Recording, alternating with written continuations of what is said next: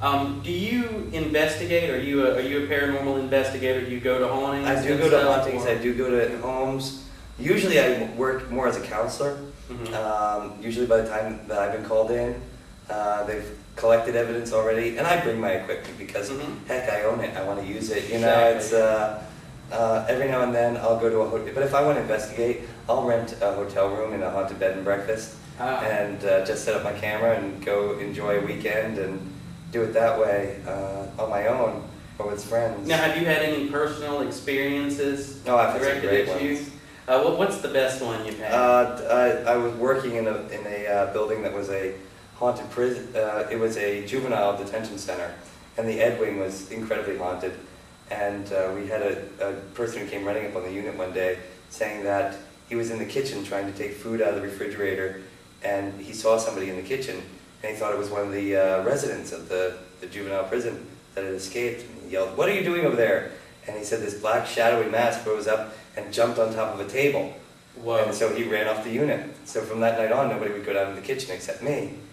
And one night I went and stuck a key in the door to unlock the door to let myself in, and a black hand reached over my shoulder and grabbed at the key, and I thought it was one of the residents, and I turned around and went, "Ha!" And there was nobody there.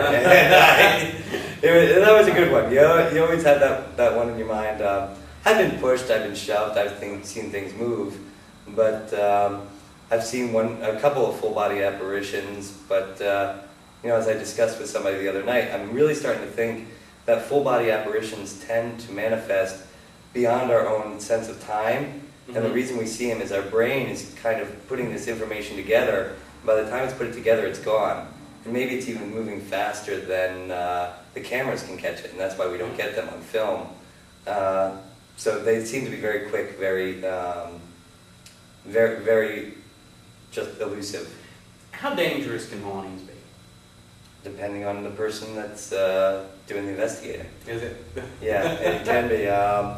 There can be somebody out there who could be a totally serious investigator who goes in thinking everything is malevolent, and it could just be a residual haunting, and he can stir things up. At the same time, could be somebody who's totally inexperienced going in and working on a haunting that's a really malevolent spirit and turns around being in way over his head. That's why I worked with groups for years before I started counseling and going out and working with multiple groups. I really think it's important for people to get a lot of training. People who say, "My friends and I go out and ghost hunt," it really worries me sometimes because. Have you ever run into a situation where you've gone to investigate and something's returned with you? Yeah, I've had stuff follow me, and it's definitely interesting. We did an experiment in Gettysburg where you weren't supposed to take these stones from this particular area or else the ghost would follow you home. So 3 of us decided to give it a try and take the rocks home with us.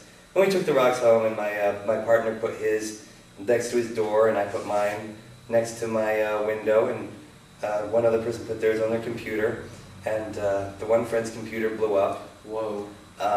Sean's garage door opener the garage door kept opening and closing, and I set mine next to my bed, and when I was asleep one morning, I hear at the front door, and I thought, okay, what's that? My bedroom window is right there, there's nobody there, so I lay back down, and I hear. So I look out my bedroom door where I have a clear shot of the back door. There's nobody there. There's nobody at the front door. It just knocked, and when I looked at my watch, I realized that I was supposed to be up 15 minutes ago, and whatever it was woke me up. Oh, wow. That was kind of good then. Yeah. They didn't want their rocks moved. No, they didn't want the rocks moved. We brought them back since. So now you've got a radio show. Tell me about your radio show. Ghost Man and Demon Hunter Show. It's a comedy paranormal talk show. We do hit some serious. We have serious guests talking about serious things, but we're really trying to hit the light side of the people in the paranormal, and some of the funnier aspects of it. We're drive time paranormal radio without the driving or the timing. So it's we have fun with it. My partner Sean Burris and I. He's the Ghost Man. I'm the Demon Hunter. You can catch us at ghostanddemon.com. Oh, excellent. And what are your future plans? You got anything in the works? I'm hoping I have one. Really? After I get over this chest cold, I'm really hoping I have one. No, Sean and I are working on a few different projects.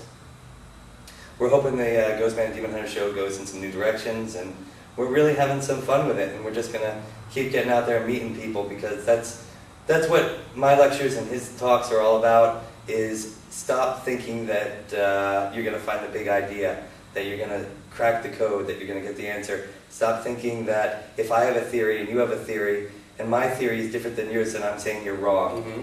You know, get out there and work together, and stop trying to find the evidence that's going to bring everybody together, and start accepting other people's ideals, even if it goes totally against what you believe. If you believe every orb is a speck of dust, Yeah.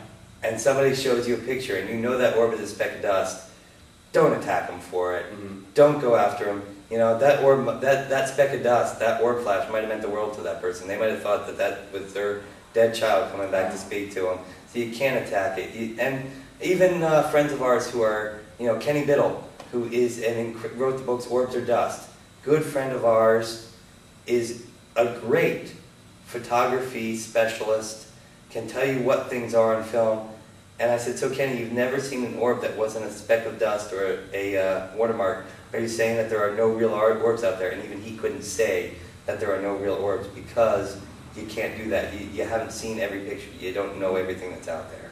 So just take it step by step. Be friends. No, I don't expect there to be a big holding hands in the paranormal community and everything's going to be all happy and smiles. Which is just, probably a good thing. yeah, because it keeps the competition going, and that people are trying to advance themselves. But at the same time, just take it a little lighter. Great. And in the meantime, listen to our show. Well, Nathan, thank you so much for coming to Haunted Hickory. Your presentation was awesome. Thank you very much. All right, have you got any conferences that you're going to? I'm finished for the year. This was my last conference for the year. Great. Well, I start up probably again in March. all right. Well, I strongly suggest catching his presentation. It was unique and very, very interesting. Thank you for coming to Haunted Hickory, man. Thank you.